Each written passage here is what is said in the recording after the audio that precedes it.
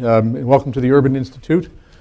My name is Charles Cadwell, and I lead one of the 10 research centers here at the Urban Institute, one focusing on international development and governance. And I want to thank you for joining our discussion today on addressing, even if we don't fully answer, the question of what's the private sector's role in responding to refugee crises. Each of you have come today, I presume because you share an interest in this global challenge of refugees and internally displaced people. And because you're interested, I'm not going to go through a bunch of background information beyond to note that there are, by some estimates, 65 million people today who are displaced from where they wanted to be, either in camps or integrated into communities, some present for a long time, some newly displaced. The challenge is huge. Different people estimate $3 or $4 billion just to deal with the immediate crisis. And so the idea that the private sector can somehow help fill this gap is very, very attractive. And there's lots of discussion and talk about that. At the same time, there's the question of whether is that really realistic to expect the private sector to fill that gap. There's a lot being done by the private sector here in the U.S., and we'll hear a little bit about that. Some work that the colleagues here at the Urban Institute are doing on domestic policies are targeting some of that work here. One of the reports that's on the table outside focuses on integration of refugees into U.S. communities. For better or for worse, the main body of refugees are not here in the U.S., but are in other places, and including places that aren't rich countries. A wide range of companies have nonetheless stepped forward, giving money as philanthropic contributions, providing services to the humanitarian organizations, and forming partnerships of various sorts. And that's partnerships are what we want to focus on this morning. We all can understand that private companies can be motivated to sell services to humanitarian organizations.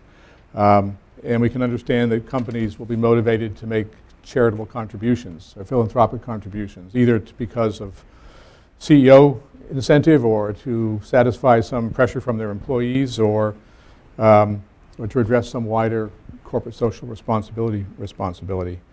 But today we're going to tackle a less clear-cut set of circumstances where companies choose to enter into much more complicated, difficult to work places and take on tasks that require them to stay engaged and be engaged.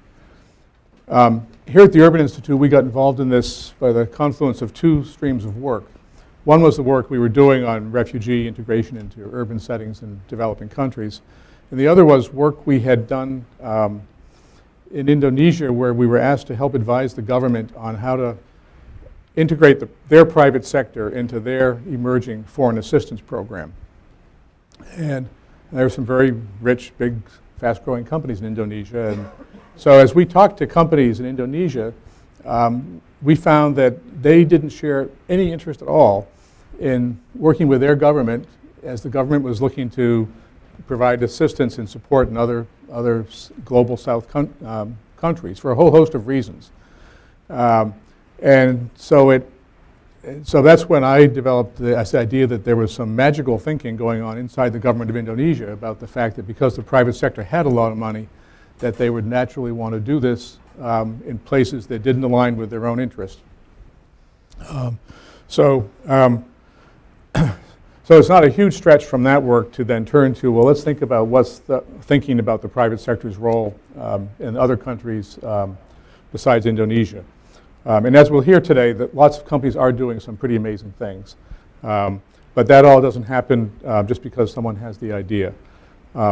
We've got speakers today who have been working closely on these issues, and albeit from different perspectives.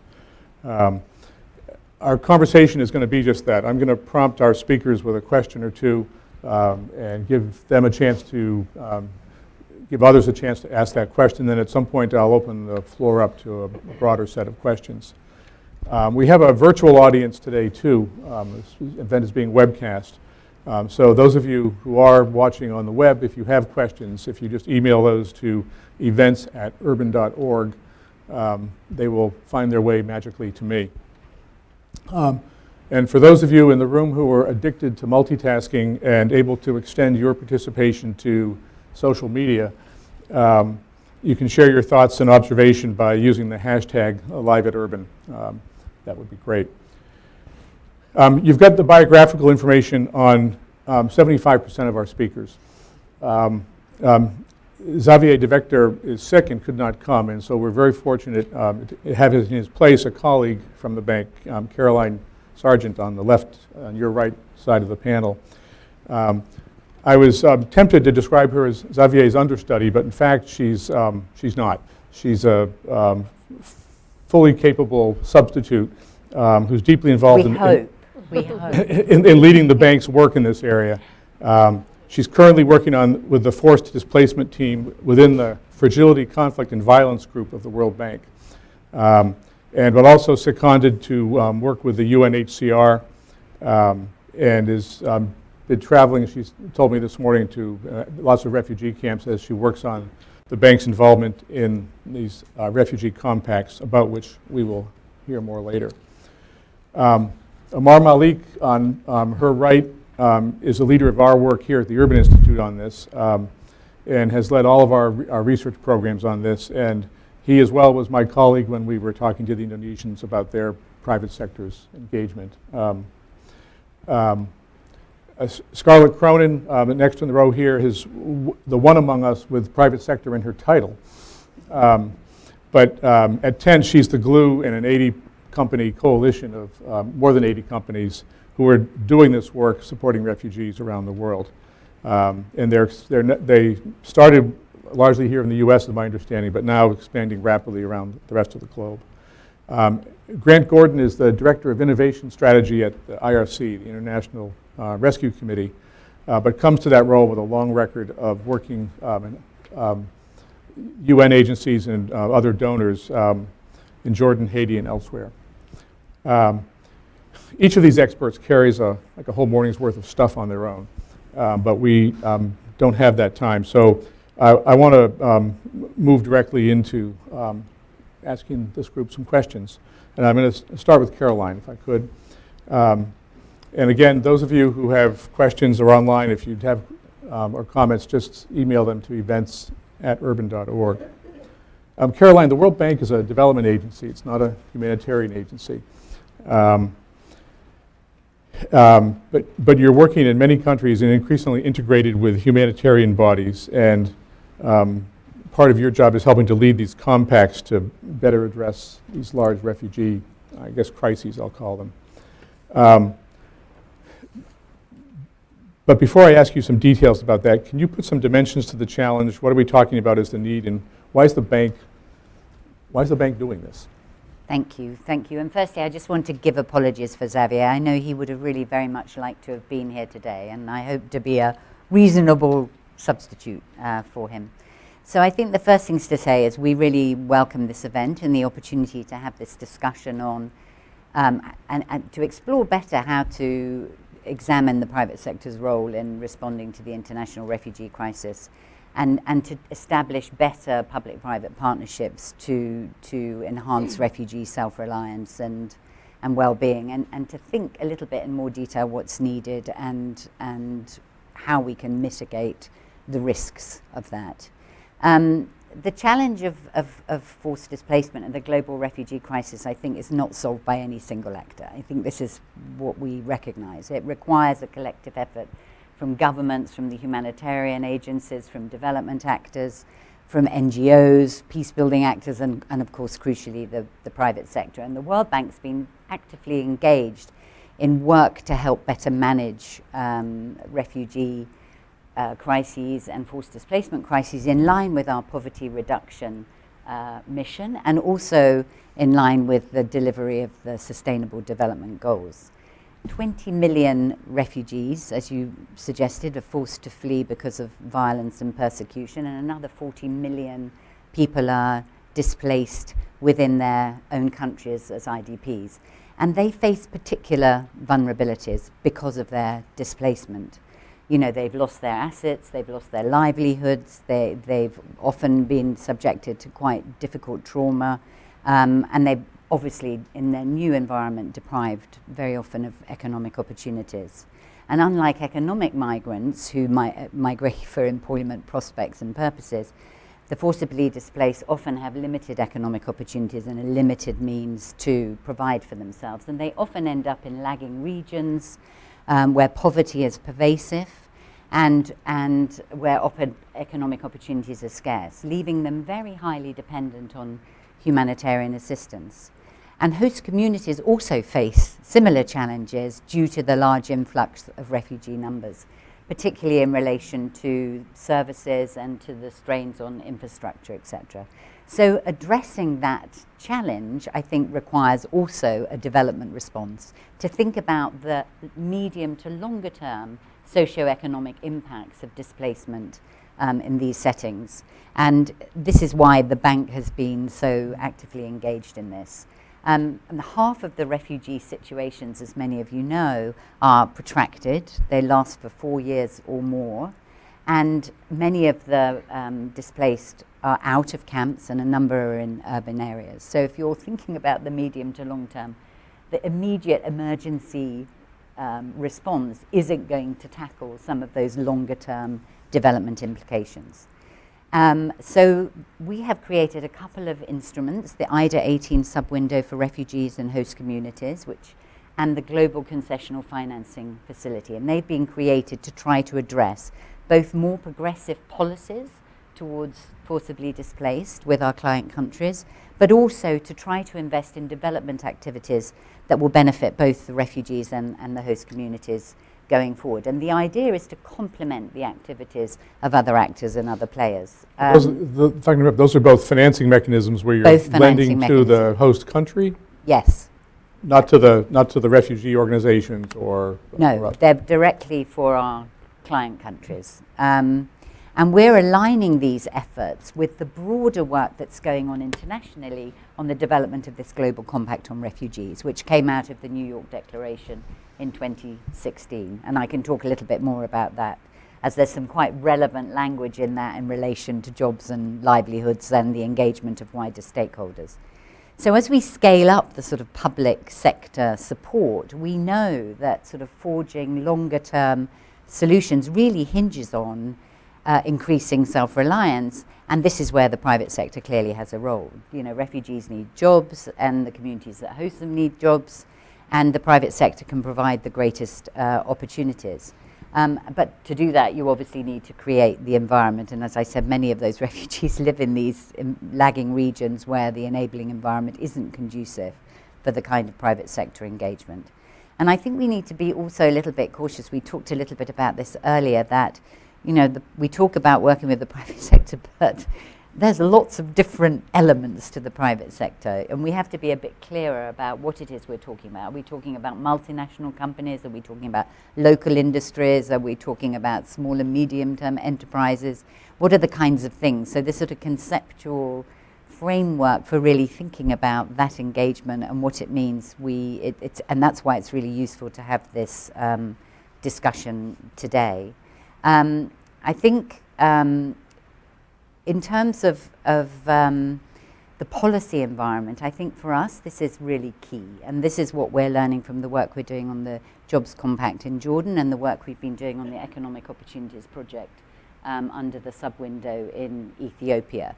To get private sector companies to invest, you need to have that critical enabling environment. If you want to provide work permits, for example, to refugees, they need to be able to be allowed to work, to be able to move to where the job opportunities are. And this is the policy discussions that we can support through our financing and our incentives to enable us to create a more enabling environment, whether it's on the policies or the infrastructure or access to markets or credit and we need to think about how that can be integrated in private sector-led growth in some of these settings. Now, the bank's relatively new to this space, I think, and so we're thinking quite strategically and trying to innovate through the compacts, and we can talk about those a little bit. But more widely, just quickly across the bank, I think the work that's being done to ensure more effective engagement in the private sector is being done through efforts to focus our lending and support by maximizing development financing through a sort of cascade approach. In other words, we're trying to think, how do we ensure our finance is used to leverage much larger resources and capital from the private sector? So instead of us doing these projects alone, how can we use our money to leverage in the very substantial resources that are available in pursuit of increased and shared economic growth? And there are a number of ways we're doing that through the IDA 18 private sector window, through guarantees, public-private partnerships, or equity investments, or crucially on the pro-business policies. Have I rambled far too long? I apologize. No, I've got a dozen questions in my mind. And I'm happy to. So, for the bank's purposes, then the main private sector you're thinking about is across that whole span of little companies, big companies. Well, I think so, and of course it is context specific, because what you can do in some countries you clearly can't do in others. So if you think about the Eastern Chad or you think about Jordan, they're very different. So I think this point about really good data and analytics, which is something we can bring to the table, and then really good thinking about what are the right operational projects and programs that will begin to address some of those. You were talking earlier about the work in Ethiopia and the fact that the government is on board with your efforts and opening up its work permit process to a percentage of refugees and that sort of thing. Those are all things that would make sense to do absent the bank's financial resources. But there's a host. You look at, if you were to line up the World Bank's doing business indicators in their rank order, and then places with huge refugees things, it wouldn't be a very good match, I don't think. And to your point that these are not easy places to do business. No. Yet it's almost like you're taking on a harder task. And so I guess a question I've got is your experience that, the phrase, we shouldn't let any good crisis go to waste. Are we changing policies? Is there a window here to get attention to things that are broader development challenges? Yes, I think that's the point. And if we think about the Ethiopia example, the government of Ethiopia committed at the Leaders Summit or at the Obama Summit to 9 pledges, one of which was to allow refugees the right to work and the right to move. And the support that we're able to provide is helping them to put in place the policies and the programs that will make that a reality over a reasonable time frame. To get more of the refugees out of camps, for example, these are big challenges that our resources, and it's not just our small group within the bank. We're working right across the bank with our experts in trade and competitiveness, in IFC, right across the expertise with the bank to try to bring together this effort in our programs. And I would just add, if I could, that I think from Ten's perspective, I know we'll talk a little bit more about that in a few minutes, but it's a bit aspirational still, but what we're really interested in seeing is some important or significant examples coming out of all the work that's being done in Jordan to engage multinationals, as well as Jordanian firms, of course, and seeing what that impact can be, so that there are these sorts of examples that we can take to companies and say, policies are changing in Ethiopia, perhaps Bangladesh down the road. This is what we saw was possible in a country like Jordan with the Jordan Compact. This is what the returns could be for a company that will look to increase its investments or work with its suppliers to hire more refugees as well as Jordanians. So I do think it's incredibly important that these examples, that we have them from our side so that we can replicate hopefully what is starting to happen in Jordan in other countries that are difficult countries, but where we do think there is the possibility. Yeah. I want to come back in a little bit and dig into the compacts a little more. But before I do that, to give a bit more. Let me ask Amar, you've just finished a study of partnerships, I guess flowing out of a list of companies and partnerships that came after the Obama Summit and others. But there's a lot of interesting stuff in your report. I don't want you to share all that with everybody here today. But what are the circumstances or the conditions that prompted the partnerships you looked at to actually develop? Why are people doing this? So I mean, as you said, Chaz, there's a whole range of ways in which private companies have worked with the humanitarian system over the years. I mean, but most of what we found in traditional arrangements was either a procurement or vendor type relationship where you were providing tents or a service, or philanthropy type relationships where you were getting support through donations. There was also CSR, like corporate social responsibility type stuff, but the ones that stood out to us were partnerships in which there was some shared values or shared interest or shared worldview of partners coming together and looking at things and trying to come up with solutions which would, on the one hand, help the bottom line of the private companies involved, but also provide some kind of help or assistance to humanitarian agencies, and all of that eventually benefiting refugees. So, you can think of an example in which humanitarian agency was delivering cash assistance in envelopes or cash, or even through debit cards. But with the advent of mobile money, you suddenly have telecommunication companies getting involved and investing in making sure that those systems work properly. The benefit is there's more transparency, there's more data being generated for analysis, you could do impact evaluations and so on. But also for refugees, there's greater security that instead of carrying cash on you in a refugee camp, you also have some safety and security. So, but these examples are very hard to come by. It's been very difficult to find cases where we can actually see that all of this has worked together. And I think the one important thing about this moment is that we've talked to about 50 organizations, both private and humanitarian. There's tremendous interest in trying to do more and more of this, but I think in order for this to be sustainable, we have to think in the long term. Companies that have not thought of 1 or 2 year cycles, but actually thought of refugees as potential consumers or workforce, part of their workforce, in the long term are the ones that I think are set to get some payoffs. But having said that, there are lots of barriers to these partnerships coming together. Oftentimes, as we know, refugees live in lagging regions of countries which might be middle income otherwise. So there's little incentives for companies to actually invest in places where there's little infrastructure and they don't have any experience in working with. And then also, I think there's also this feeling, and I think we can talk some more about this, where both of these worlds, sort of the private sector, for-profit corporate sector, and the humanitarian sector, they look at things differently. There's no real experience of working together. The timelines are different. Worldviews sometimes can be different. So there's some very practical realities that partners have to consider. And also we found a lot of times, risks and due diligence and contractual relationships became extremely difficult and tricky. For example, once we collect the data from a cash transfer program, who owns the data? Who has the right to use it? What will be the co-branding strategy? Those kinds of things have to be grappled with. But I think there are enough incentives, at least in certain places, that I can highlight some more, where companies and humanitarian agencies have overcome these barriers to put together very interesting partnerships that we hope to highlight in some of the work that we're doing.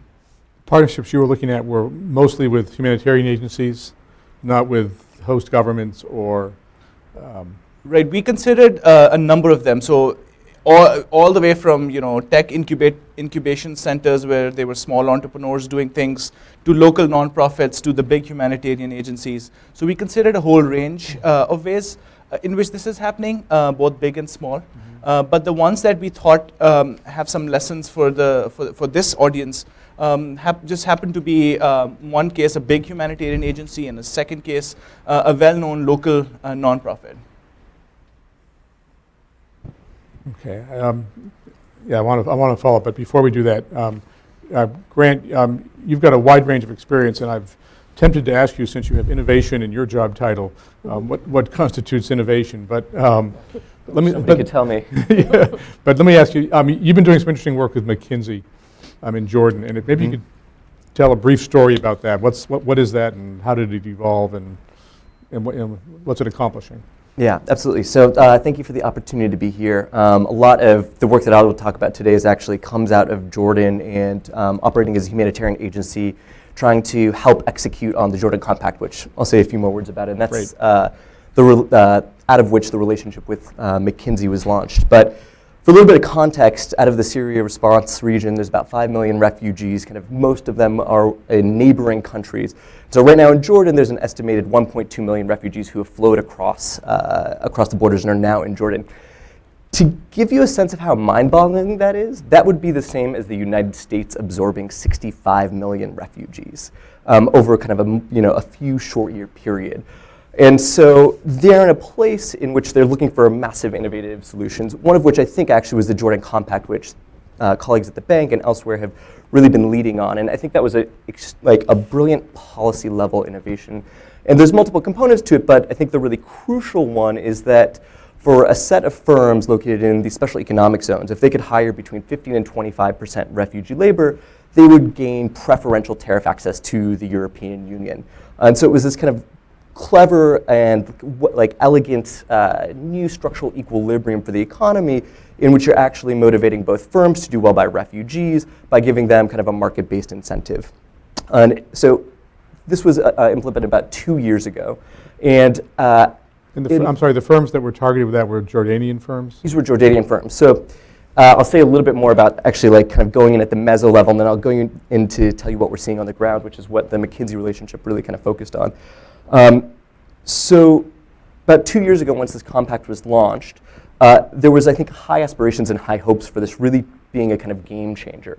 But to date, we really haven't seen much progress on the compact on the ground, and that's for kind of a series of reasons that I think are a part of the compact, that I think are a part of firm logic, and that I think are part of refugees. In the compact, and this gets to your question, it was designed for what was essentially an estimated 936 firms located in 18 special economic zones under 50 product codes for actual preferential tariff access. So the first issue is that the 50 product codes were fundamentally the product of a negotiated process within the European Union that was a reflection of their political economy rather than what would actually be optimal for Jordanian firms. So one example of this is if you were looking at Jordan, you said, how could we turbocharge this? You'd say, we should actually set this structure up to leverage a lot of the agricultural exports. But the Mediterranean countries in the European Union didn't want competition with Jordanian exports, and so those product codes were all nixed. So the 52 product codes that you actually see within the compact don't necessarily correspond to the areas where you would actually put your bets on growth in the Jordanian economy. The second part is that this focused on Jordanian firms. And so rather than kind of international, multinational firms. So what this did was it said, for the Jordanian firms here, we'll give you these incentives. But if you take a step back and look at the Jordanian economy, it's a stagnating middle income economy with very few exports. It's got 15% unemployment in total, about 25% for youth labor. And it has no kind of competitive or comparative advantage in actually exporting to the European Union. So you're providing incentives for firms that have no experience in an economy that is not necessarily well set up to do this. The compact said they would allocate work permits for about 200,000 jobs. No sector in Jordan has produced more than 50,000 jobs over the past 10 years. So this gives you a sense of the context. The flip side of this, just to say a little bit more, is Jordan's probably one of the best countries where you could do this compact compared to where refugees are located in fragile states when you think about this versus a Central African Republic, a South Sudan, a Uganda. And so these are kind of characteristics and statistics that paint a picture of the best case scenario. What you could imagine a compact doing is saying, instead of providing incentives for those firms that we don't necessarily think are going to be able to convert on this, we should give incentives for European multinationals to come and actually source and set up firms here themselves. If Germany would have given 2% corporate tax break to Siemens to set up a firm in Jordan, we would probably see 10 to 15,000 new jobs already, whereas we've actually seen very little on the Jordanian side. I think the last part of the compact, and this actually gets at the Jordanian political economy, is that while it asked for and required 200,000 work permits to be allocated, there's still extreme restrictions on where refugees themselves can work. So refugees are prohibited from working in specific sectors, as well as kind of in high-ranking professional levels. So if you're a doctor who's Syrian, you cannot work in as a doctor. They're backdoor, so there's a lot of janitors who are now actually working that are Syrian refugees in these hospitals performing surgeries, very high-quality janitors. But in general, these are actually pretty intensive restrictions, particularly in the middle levels in some of these places. So that's kind of at the policy level. and what happens when you actually look at the compact.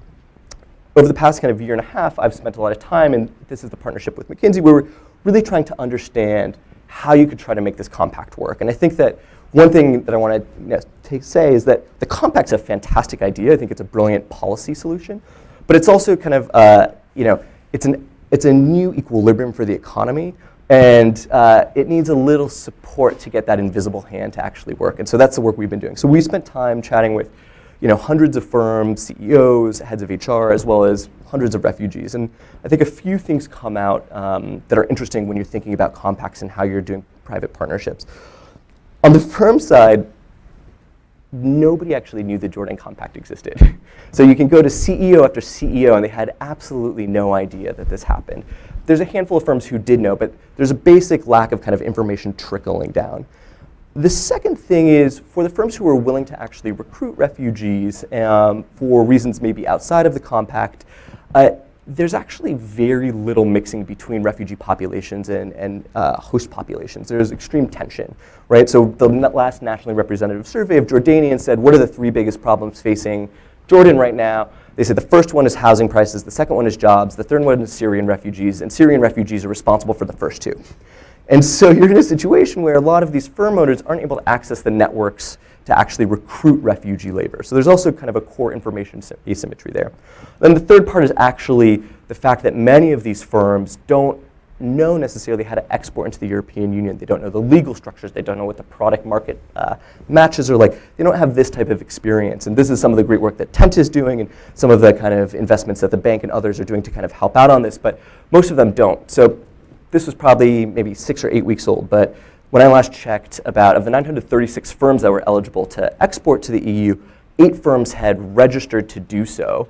5 of those had actually been big box firms located in Syria that at the beginning of the war just packed up everybody and everything and moved to Jordan they had previously been exporting. So it's only actually 3 firms out of 936 firms that I think have made this movement as a result of the compact. And so they just need basic help there.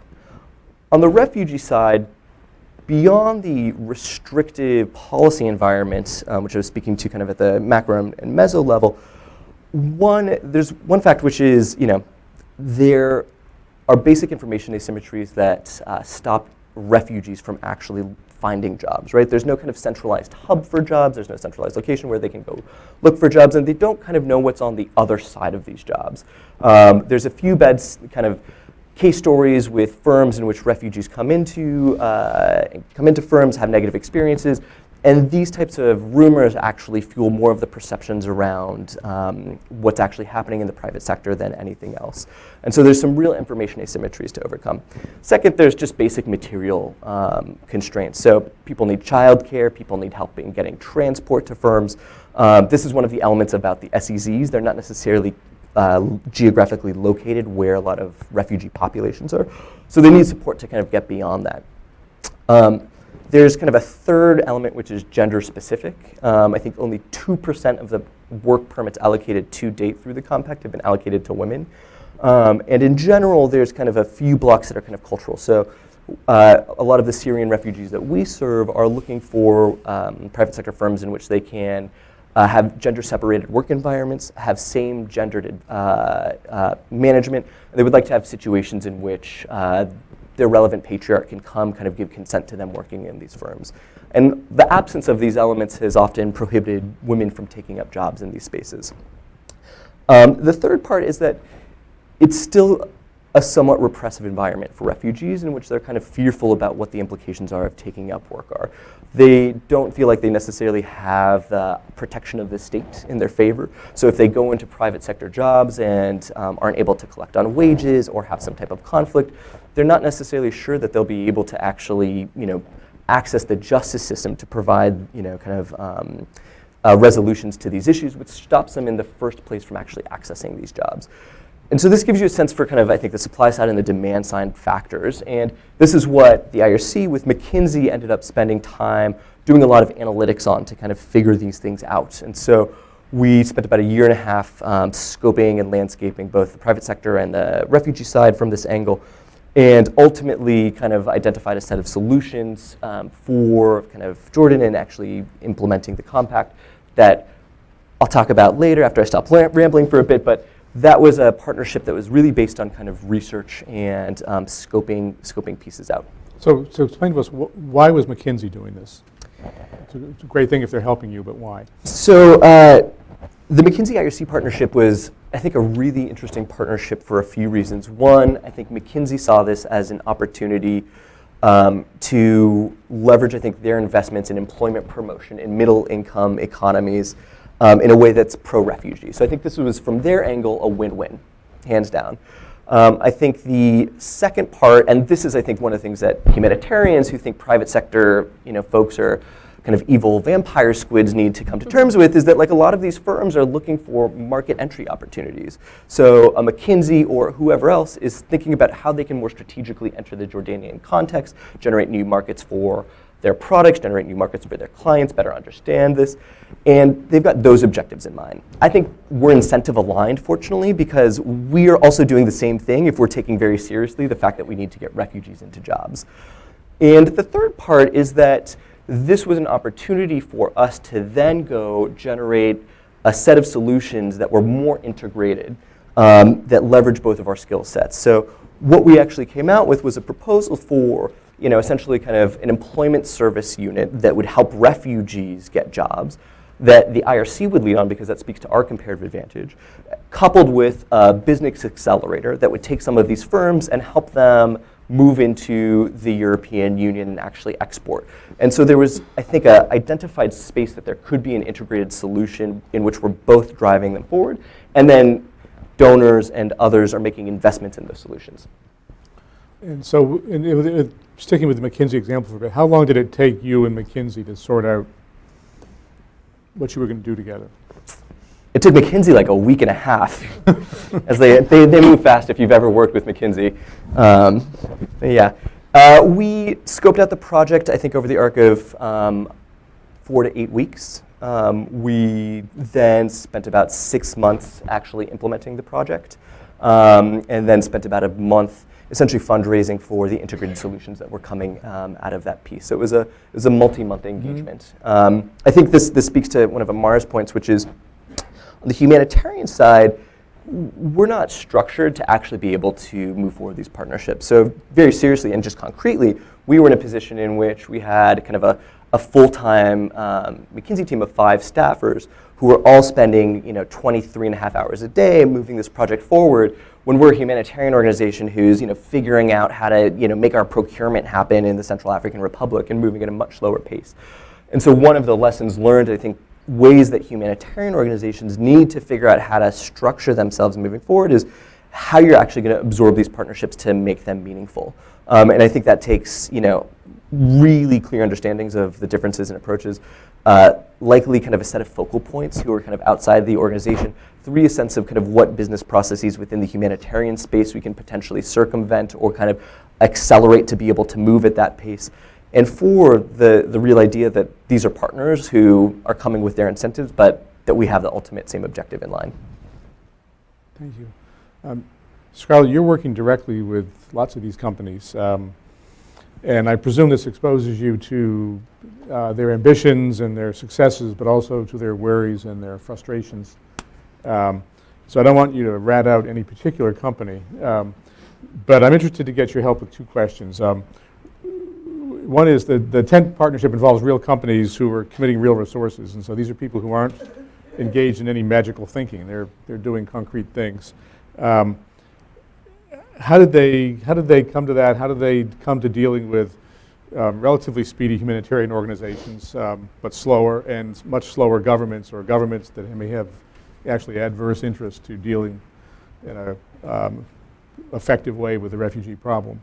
But so what's and not every company is a part of your team. Why are they with you? Sure. So, well, first of all, thank you so much for having me today. I think that the title of the session works perfectly for Tent's mission, which is 100% focused on mobilizing businesses to respond to the refugee crisis. And if I may, I'll just give a very quick overview of Tent for those in the room who may not be familiar with us, and then I will certainly get to your question. But we were founded in 2016, so relatively new organization, started by the CEO of Chobani Yogurt, who himself has hired refugees here in the US in Chobani's 2 major factories, upstate New York and in Twin Falls, Idaho, for the past several years. Refugees now make up about 20 to 30%, give or take, of the workforce, and it's been a really important part of the company's own success, and it's been really near to Hamdi's heart.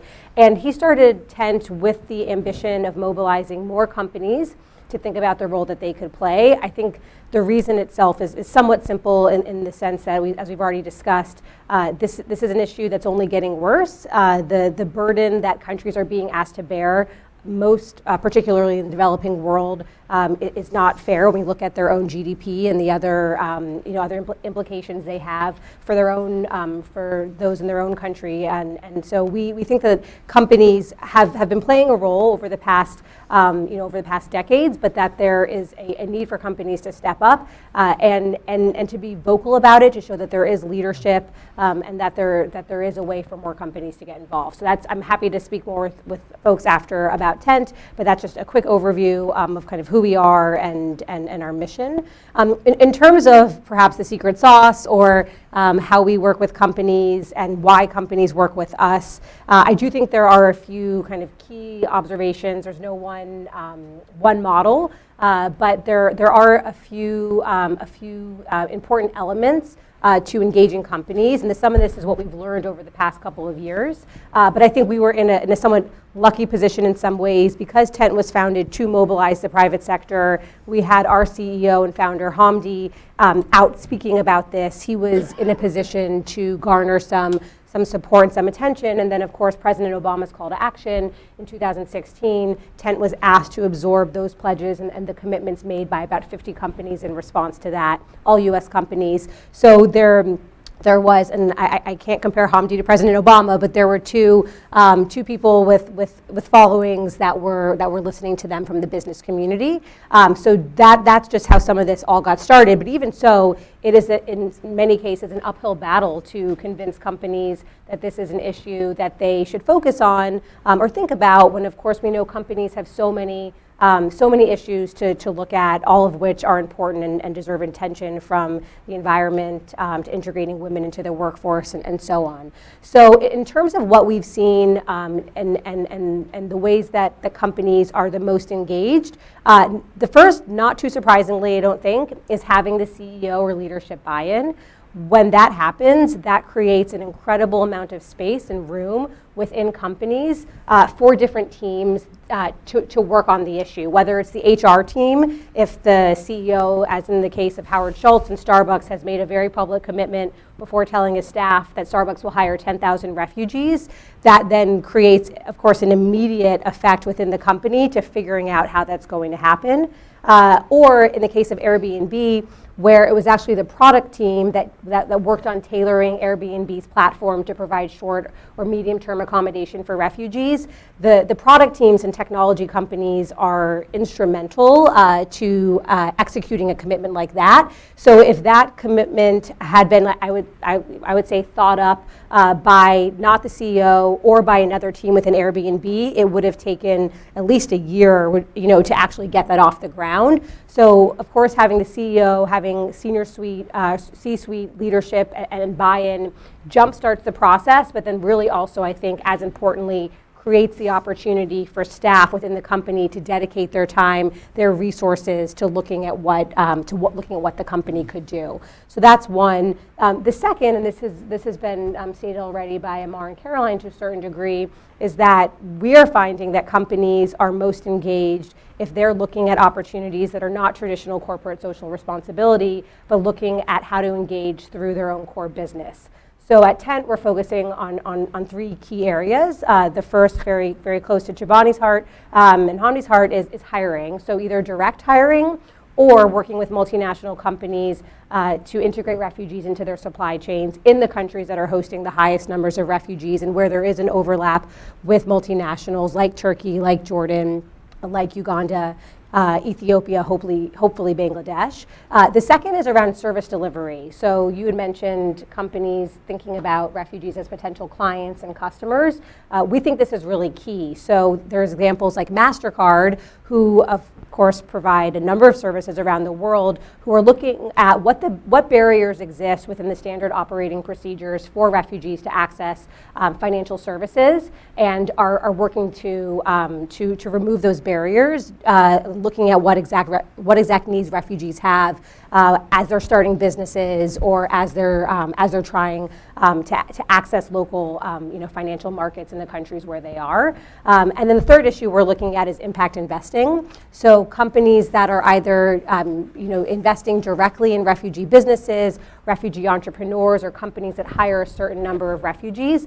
That's actually an area that I think at first many companies don't necessarily think is a space that they can play in if they're not the more traditional investors. But we've seen some examples, including Generali, which is an Italian insurance company, which has made a long-term commitment, 5 years plus, to invest in 500 refugee startups throughout 5 countries, starting in Europe, moving to Turkey. And so I think that's another piece of it, is companies thinking about this not as episodic or periodic engagement, but looking at the investment that they're going to make for a multi-year time frame, and that's going to be, from our perspective, much more impactful, definitely sustainable, but a way to engage the company and have the company think about refugees in a very different light than is kind of pure or traditional aid recipients. And then the last piece I'll say is creating an enabling environment, and in this.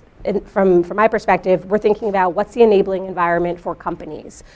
So there's a few different pieces within this, but to the point of the policy environment, that's incredibly important. If we're pitching to a company like Heineken or to Sodexo or to Nestle that they should be looking at opportunities in Ethiopia or Uganda, we need to understand what we can actually claim that they can do in these sorts of countries based on the context now, and make sure that we're talking to companies about something that they will, even if they're taking a bit of a leap, that they will be somewhat comfortable doing. That's one piece. The other is communications. With the environment that we have in the US, but also in Europe and other countries, companies want to be sure that if they're public about their support for this issue and other issues too, that it's going to be well received by their consumers and by their stakeholders. So we're doing a lot of thinking with companies about what that looks like, and understanding what, sort of based on what other companies have learned from this, how we can set them up for success in that way. When you're I don't know how well funded you are, but you're a very active operation working with very big companies. But when you run into a policy environment question where someone is reluctant to invest, is that something that you're dealing with, or are you depending on the bank and others, or what's exactly? How does that happen? Exactly. Yeah, we're depending on the bank and the IRC and UNHCR and organizations that are the experts. Just to say, we're not an implementing organization. We see our role as really inspiring companies, pitching to companies, facilitating as much as we can, but we work really closely with very key organizations that have staff on the ground, first of all, but also know the latest, as some of these environments are shifting quite quickly, know the latest, let's say in Jordan, what sectors refugees can work in, or in other countries, what that looks like. So we work incredibly hand in hand with key organizations around the world at the multilateral level, national, and very local. How are you measuring your impact? Yes. So there's a few ways to answer that. What is important to us, sort of top line, is continuing to grow the Tent Partnership. As you mentioned earlier, we have about 85 companies in the Tent Partnership right now. We think numbers are important, but we also think quality is important. So as we built out our staff, we are setting metrics and criteria for the types of commitments we hope companies will be making when it comes to hiring, when it comes to providing services to refugees or investing in refugees. So while on the one hand we're looking to grow the Tent Partnership in terms of numbers, we're also looking at specific types of commitments for companies to make that as I mentioned earlier, align with this core business approach. So that's one piece of it. The second is impact, of course, of these commitments. It's one thing for companies to make a commitment, but then what does that look like in 2 or 3 years? So Tent is responsible for tracking the progress of commitments that are being made. So that's another thing that we're looking at, asking companies to report back to us. At the moment, this isn't something that we're out in the field monitoring, so it is self-reporting. But understanding from companies where they are based on what they set out to do, and knowing the reality of many of these commitments, if they're encountering roadblocks, if they're facing challenges, what are these, and can other companies learn from that particular company? This is a question that any of you may be able to answer. But most refugees end up being refugees for a long time. And the World Bank is going to be around for a long time. IRC is going to be around for a long time. UNHCR, presumably. Companies have quarterly meetings and annual reports and bottom lines, and CEOs change. Yeah. How realistic is it to expect companies in these partnerships that are doing some key things to, how do we, are any of these partnerships really designed for the long haul? And really, I don't mean to, I'm looking at Scarlett, Yeah. I'm asking everybody. I am happy to jump in quickly just from our perspective. So of course CEOs change and senior leadership changes, but I think that's another reason why it is incredibly important to have the buy-in from the beginning, from some set of senior leadership, rather than one particular team or 2 people on a particular team where it hasn't been as socialized within the company and hasn't been prioritized. So I think there is always a risk that there will be a change in values to a certain extent, or a change in priorities, let's say. That's probably more a better way of thinking about a change in values, but a change in priorities that we cannot predict within a company. We are not asking companies, to sign their lives away when they join Tent. That's not part of what we're after. But I think the more that we can engage as many people as possible at the sort of top, and then employees as well. That's the other piece of this. If employees are asking for this to continue, I think that sets out at least a better likelihood for the success of a commitment. Yeah, Grant, in Jordan, when you're talking to companies, are they thinking about, they're looking to employ people, presumably it's not a one-off thing? Yeah, so I think that the actual private sector have potentially longer time horizons than a lot of the politicians around the table, or a lot of the kind of implementing agencies who may come in and are functionally at the whims of donor dollars flowing into these areas. And so I actually think it's even more of a safer long-term bet, because a lot of these firms, when you're talking about kind of like serious mid-sized and larger firms, are largely there for quite a while and kind of see the potential economic benefits of this. So I think that's been one of the really key parts about these types of partnerships. I think the second part actually, though, speaks to the politics, right? So as you were noting, the average refugee is displaced for 12 years at this point, which is just an extremely long time. And when you look at kind of the global landscape of the refugee and displacement crisis, what you're starting to see is kind of the crisis fundamentally tearing at the very seams of many of our political institutions. So I think you're seeing this obviously in the United States, as well as in Europe in many countries. And these are countries that are absorbing such a small amount of the displacement crisis compared to first stop countries in the Syria response region, sub-Saharan African countries. And I think that there's a sense now that we need to actually generate solutions that are going to get at the kind of core of the political problem that's happening. Of course, there's a full range of potential outcomes that we may live through, but I think that there's a real feeling that you need to actually think about how to do this, and those are all going to be in the long term. Say the third part is actually around expectations, and I think you see a bit of this in the Jordan Compact discussions right now. So Jordan Compact started 2 years ago. I think particularly over the past 6-18 months, you're starting to see a series of articles and analyses written that the Jordan Compact's failed to generate jobs, it's failed to move the market, And I think one important thing is aligning our expectations with the time horizons that we actually think it takes to move markets in these types of directions for new types of policy innovations. You're not going to see firms opening up export networks in European countries overnight. It's going to take multiple years. And so being patient enough to kind of give these tests the actual time that they deserve, while then also structuring them to have the flexibility to adapt, I think is going to be really crucial. And particularly as we move to more compacts in other contexts, it points to the way that we should design some of the features in them. Caroline, you had a...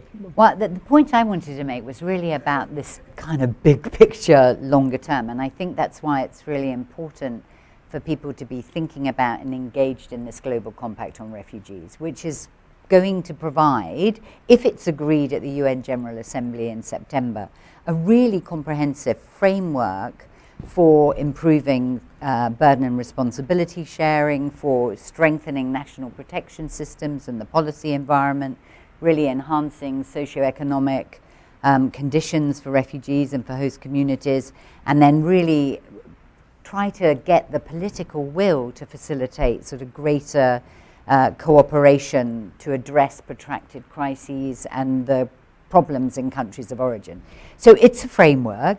Ideally, if it's agreed, it's, as we see it, a once-in-a-lifetime opportunity to get that framework in place and to get all the world's countries signed up to that, which then gives you something to have the discussion, to continue to have the dialogue and to try to move in the right direction when perhaps the political context is less difficult than it is at the current time. So if you think 20 years from now, you may be in an environment that's far different and you have a framework in place to really begin to address some of those. And this is why I think the work that's being done across the world on the Global Compact is so crucial to this going forward. So can I just, the flip side of this, I think, is what you're seeing in the evolution of the compact is the precise reason we actually need a really strong private sector. I cannot imagine what it's like at this moment to be driving forward a refugee compact with member states to get to the kind of small, area in the solution, and thank you. But at the end of the day, the Global Compact is non-binding. It's principles-oriented without any specific metrics, and there's no indicators attached to it. There will be, though.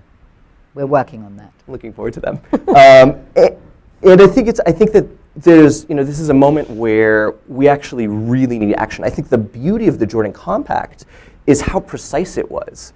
And the beauty of the Ethiopia framework that's coming out is saying, we're going to generate this many work permits, and we're going to give these types of preferential tariffs. And I think we need to have the private sector driving for those either kind of bilateral or multilateral types of frameworks to actually make a move, because I think the compact is going to be, my fear is that the compact is going to be so high level that we're going to need something to pierce through, and that's where private sector actually has a role.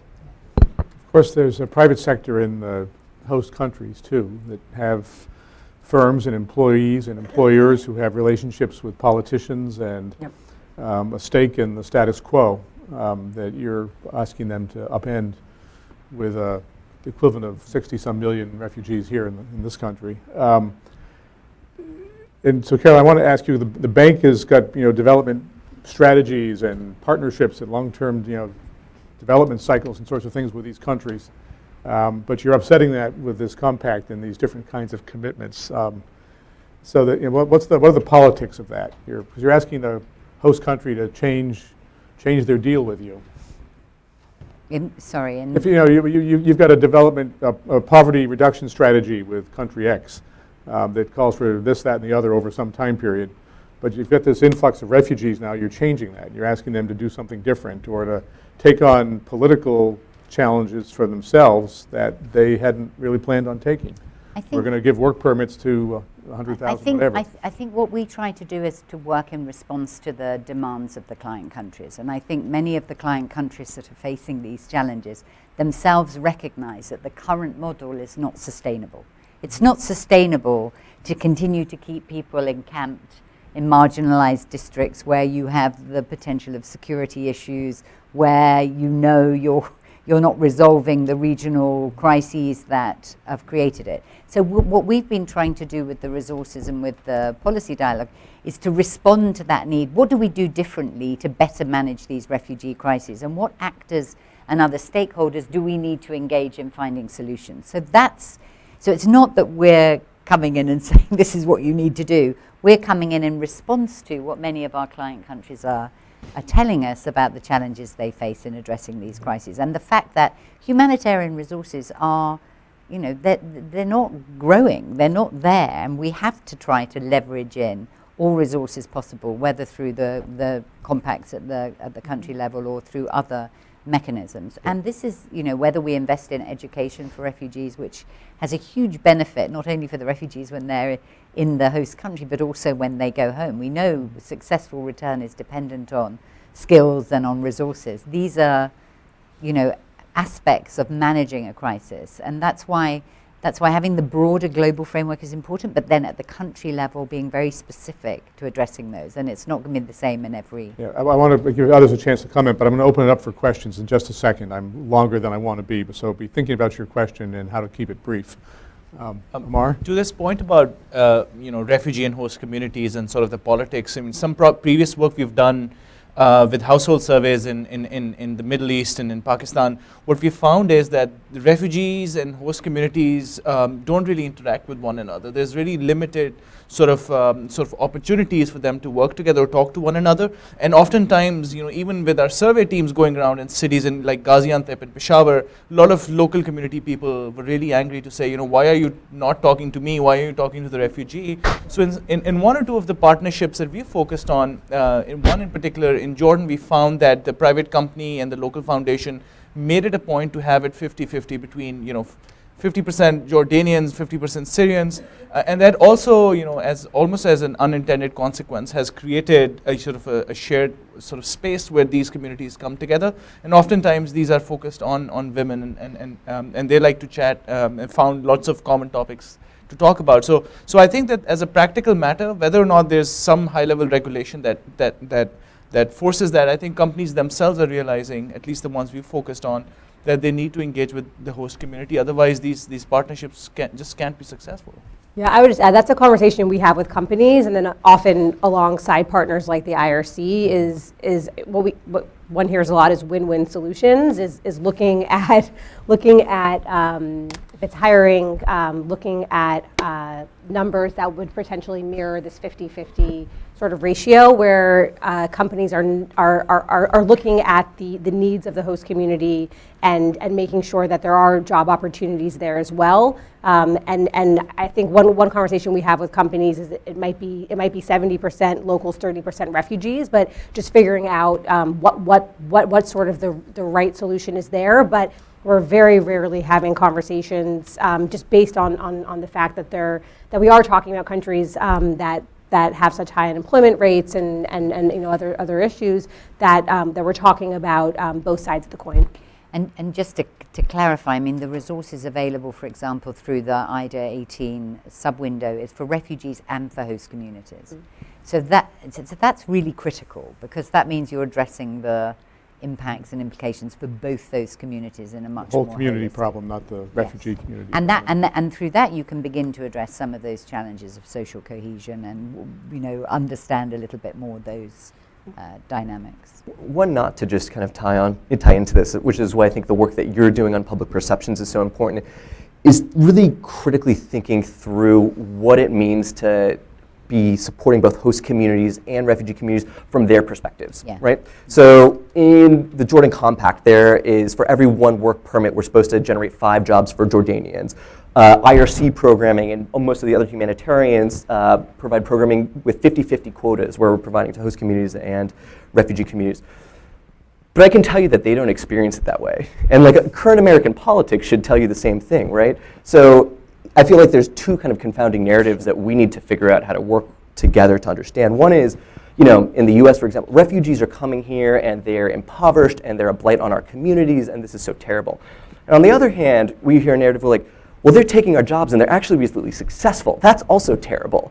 And so you're kind of in this bind where people are upset if they're not getting jobs and people are upset if they are. And so I think that figuring out how we shape public perceptions and how we actually sell an enterprise that is not only equitable in practice, but perceived as equitable, is crucial to actually shaping the political constituencies and the support that governments need to actually be able to adopt these policies. And it might be worth just referencing the work that IFC's been doing in Kakuma, which has brought some really fabulous data and understanding of some of the, the benefits that refugees can also bring to local economies and communities. Okay, let me invite some questions in the time we have. There's a microphone, and I'm going to ask you to introduce yourself and ask a question. And I'm going to start right next to Ivy in the back of the room, that woman there. Hi, thanks so much. I'm Jessica Brandt from the Brookings Institution, and I think about displacement in the context of an urbanizing world. And I wanted to pick up on your point about enabling environments, because one of the things I hear a lot from city leaders is how can we create policies that incentivize businesses to do the right thing or to hire? So I'm just curious, to what extent are you engaging at the local level with sort of sub-national leadership? And are there any best practices that you have gleaned from your various experiences? Thanks. Thank you. I'm going to collect a couple of other questions. Ivy, working in the back of the room and coming, man at the back and then the man in the blue shirt. Unrelated, but looking at the emergency side of the refugee issues, Lionel Rosenblatt, I've had foreign service and NGO experience with refugees going back a few decades now. The greatest short-term threat to refugee lives is in Bangladesh, as we know, with the idea that many of the refugee shelters will slip down these muddy hillsides as the monsoons and perhaps cyclones approach. Is there a role for the private sector in the shelter relocation process, which would save many lives if we can get the policy decisions to agree to relocation? Thank you. And then the man on the aisle. Thank you. Thank you. Hi, Paul Cadario. Caroline will remember me from an earlier incarnation. I teach at the University of Toronto and Center for Global Engineering and the Monk School of Global Affairs. I'm wondering whether we need to rethink the engineering of what we do to help refugee communities and host communities. Clearly, one of the issues in Jordan is the lack of affordable housing for anybody that's near jobs for anybody. And having visited Za'atari, I'd sort of look around and say, well, this is just trailers and grid with a lot of security fencing. It doesn't look like a place where you'd want to live for a long time or where you'd want to start a small business or, and let's face it, there are examples of things that started as refugee camps that are 35, 40, 50 years old. They're not going to go away. So is there something we need to do about urban design communities and say, look, we can build a better short term, but we can also build for the long term and for sustainability? Great, thank you. I'm going to let the panel respond to these, I guess in order. Engagement with local subnational governments. Any experience? How are you doing it?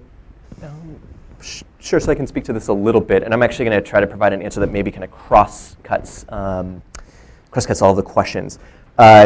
Increasingly, we're seeing large numbers of displaced in urban settings, and it's something that the IRC is taking very seriously. We actually have an urban group now, and we're working with the support of the Rockefeller Foundation on 100 Resilient Cities. If you haven't checked out that initiative, it's really fantastic, and so worth looking into for kind of best practices. But I think in a large way, a lot of the way that we envision the humanitarian response is outdated. And I think shelters and camps are possibly the one way that you see this the most. So we spend hundreds of millions and literally billions of dollars building camps where we bring in external resources, build trailers that probably nobody wants to be in for very long, that aren't conducive to establishing businesses. And there's such an opportunity to actually leverage cities in this. So just imagine taking your example of Za'atari. You take all the funding that has been set up for Za'atari, which is literally in the billions of dollars now, and you take that and you provide financial incentives for local construction to build housing, to expand spaces in cities.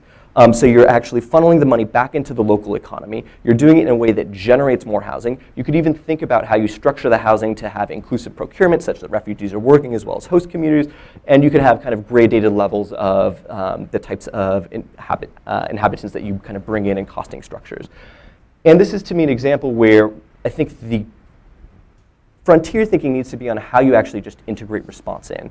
I think the move towards kind of rights-based framework where we're essentially providing financial incentives for the right to work or the right type of approach, and we need to apply that to some of the other types of operations. So with respect to housing and shelter, we need to think about, like, if we rolled up all of the funding that we use for refugees for 12 years to sustain these shelters that nobody wants, and you rolled it up into kind of financial incentives into local economies, like, what's the actual, what could you do? And that's where I think a lot of the next step on creativity and working with kind of at the subnational level is.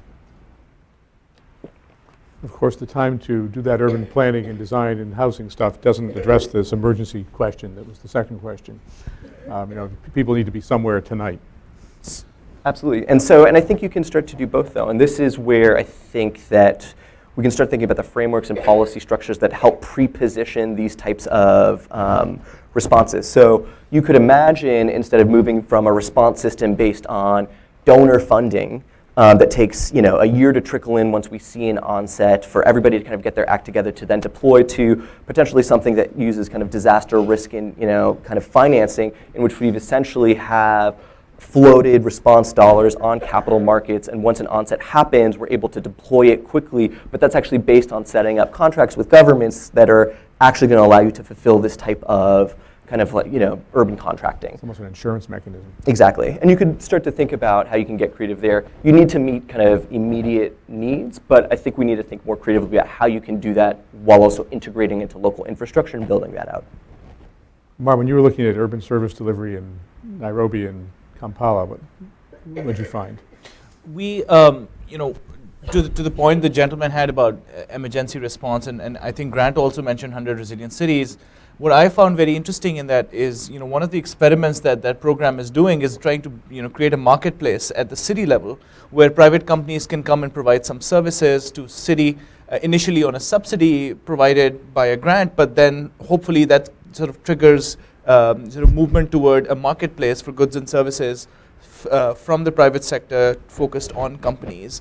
So I think that at the end of the day, the sustainability of that model, and we're still sort of working to see how that plays out, will depend on whether we could create the business case for companies to get involved, whether it's emergency response or it's engineering solutions. So at the moment, I don't really see any clear evidence that is happening. A lot of these places are impoverished. City governments can hardly manage, provide water and sanitation to their own populations. So, expecting private companies to come in and provide services without necessarily thinking about the business case, in my view, is going to be problematic.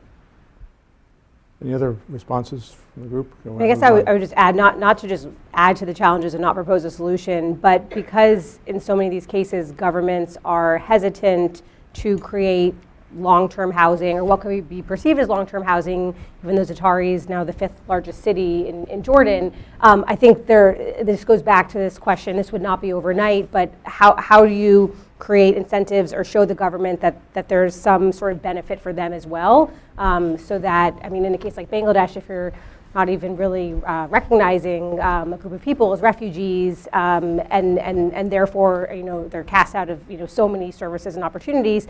I do think there's a role for the private sector, but I also think that it needs, in parallel, there needs to be hard conversations with the government about why they should be changing their own policies as well. Let me collect some other questions. Where'd Ivy go? Where's the microphone? She stepped out. Hello? Coffee break. Well, I'm going to ask you to speak up. I'm going to, the woman right here and the gentleman to her right.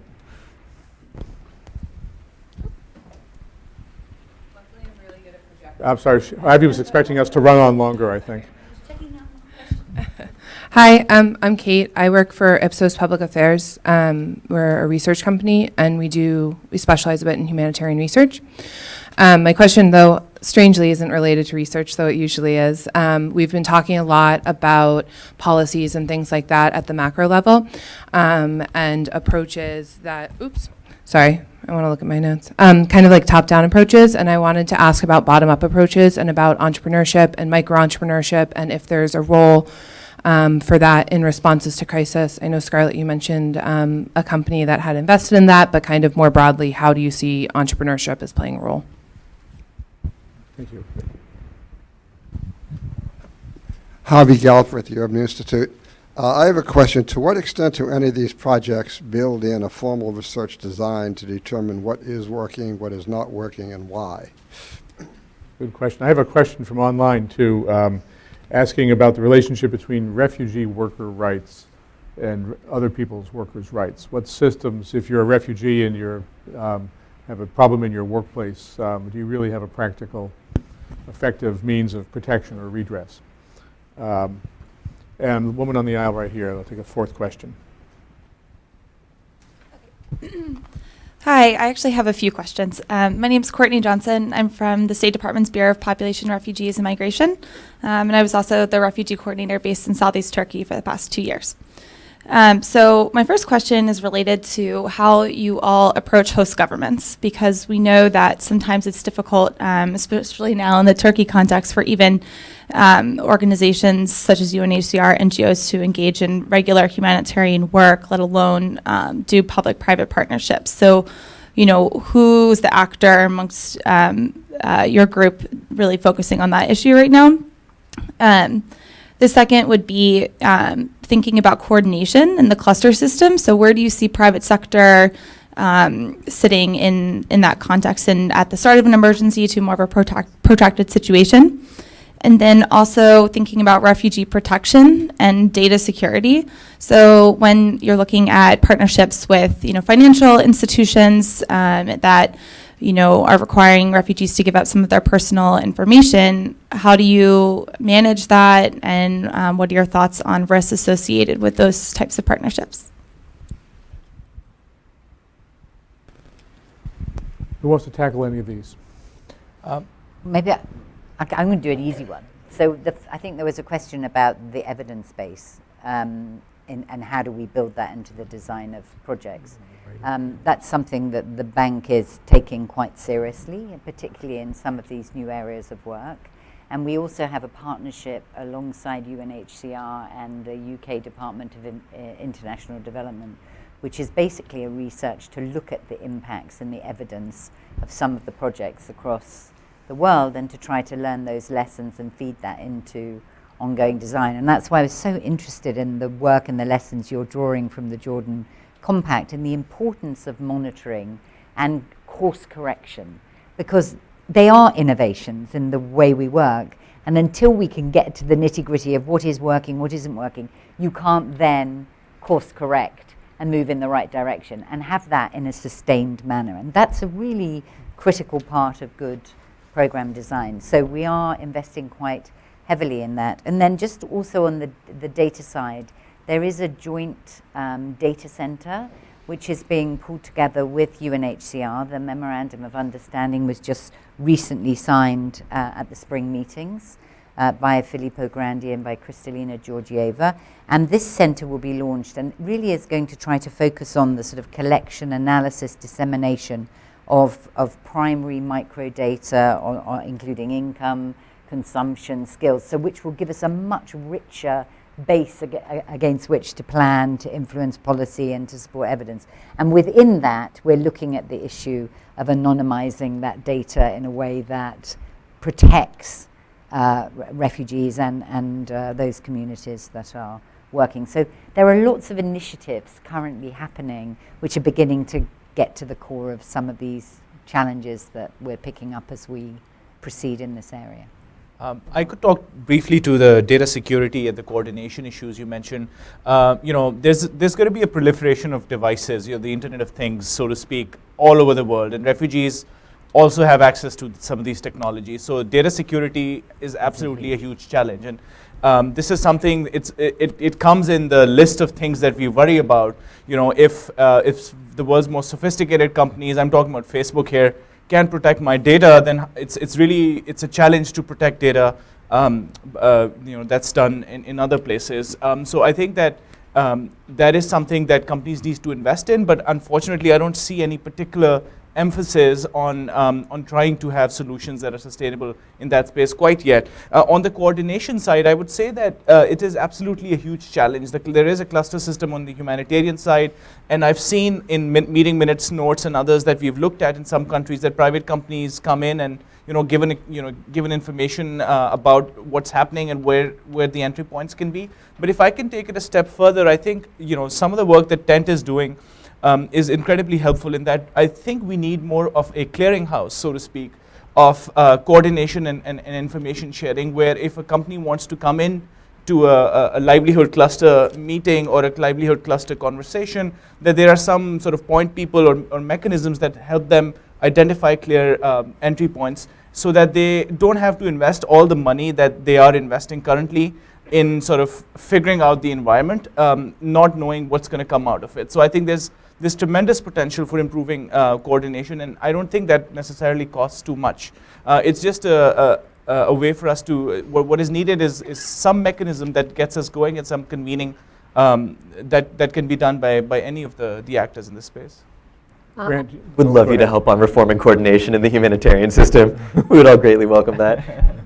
Sorry, go for it. I was going to say, on the entrepreneurship side, there are some really incredible examples of course, refugees as entrepreneurs. In Turkey, Building Markets, which is an NGO, did a survey, and they even admit that the survey, I think, only found a small portion of ultimate results, but found that refugees in the past few years, Syrian refugees specifically in Turkey in the past few years, had started 3,000 businesses, contributing close to $700 million to the economy.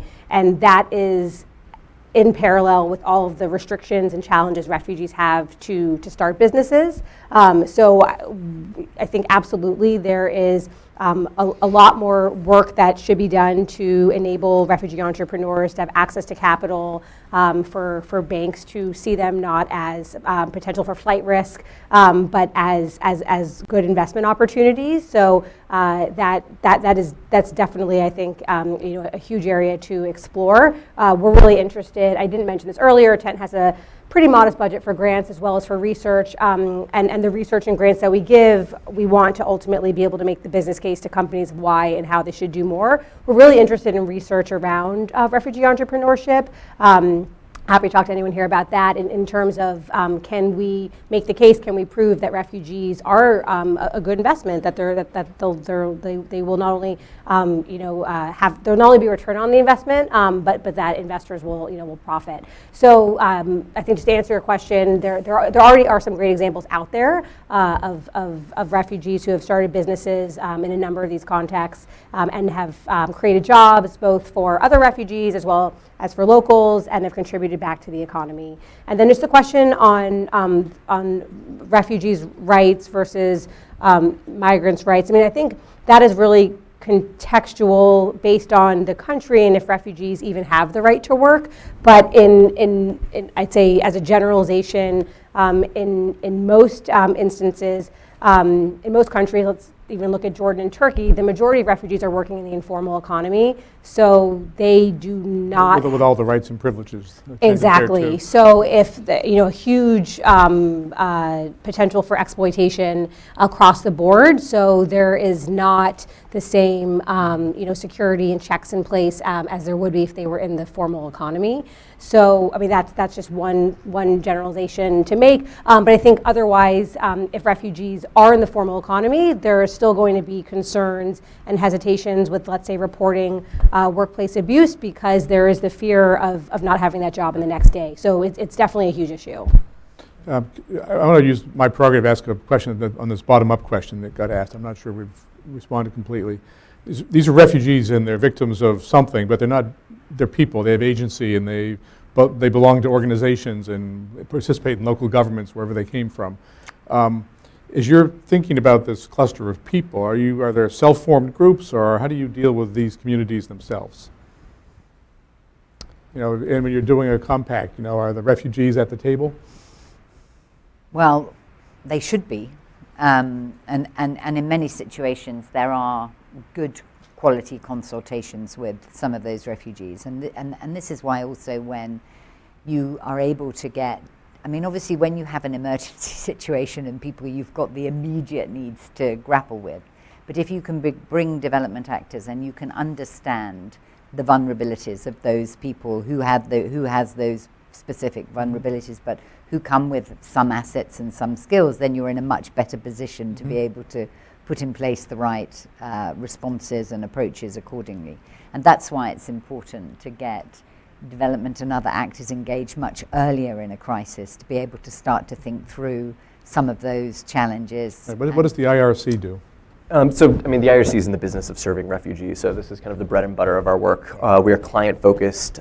Their voice is at the center of everything we do, both in the services that we're providing as well as the decisions that we're making, kind of all the way down. And then when you're in communities, like in countries, there's often refugee community-based associations, there's leads in camps, there's the politics of this is always complex and sophisticated. Mm-hmm. But we particularly spend a lot of time kind of engaging those folks. I think as more traditional actors enter the space, thinking about how we reform the systems now, such that when we respond to emergencies, we actually have those processes in place, I think is really crucial. Because, you know, as somebody who responds to emergencies all the time, it's challenging, and you're not thinking about process as much as you should, and so you need to kind of put those in advance.